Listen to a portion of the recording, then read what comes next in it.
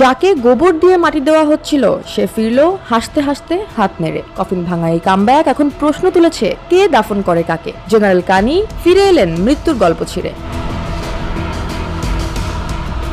2 সপ্তাহ আগে ইসরায়েল দাবি করে তাদের বিমান হামলায় নিহত হয়েছেন ইরানের কুচ ফোর্সের প্রধান জেনারেল ইসমাইল কানি। পাশাপাশি দাবি হয়েছিল তার দাফনও প্রায় সম্পন্ন। কিন্তু তেহরানে প্রকাশ্যে হাজির হয়ে সেই প্রতিবেদনের সত্যতা একই সাথে ভেঙে দিলেন কানি। ভিডিওতে তাকে শিল্পপত্রে আদরে জড়িয়ে নেওয়া, হাত নাড়ানো ও হাসি মুখে যুক্তরাষ্ট্র বিরোধী মিছিলও করতে দেখা যায়।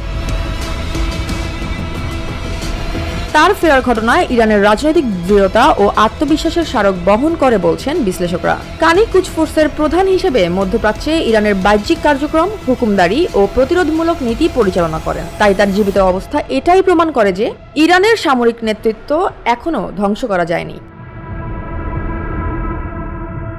ইসরায়েল দাবি করেছিল অন্তত 10 জন ঊর্ধ্বতন ইরানি কর্মকর্তা হত্যা করা হয়েছে, যদিও তাদের নামের তালিকায় কানির নাম ছিল না। মার্কিন সূত্র দিয়ে নিউ ইয়র্ক টাইমস জানায়, কানি সহ ইরানের কয়েকজন ঊর্ধ্বতন কর্মকর্তারা নিহত হয়েছেন, কিন্তু ভিডিওতে স্পষ্ট কানি নিরাপদে জনসাধারণের মাঝে প্রেসিডেন্টের সমর্থক মিছিলে অংশ নিচ্ছেন।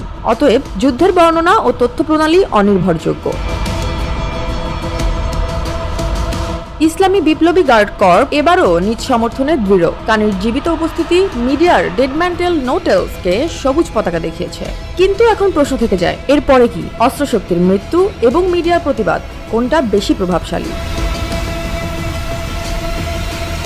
Jaya Hasan, NTV news.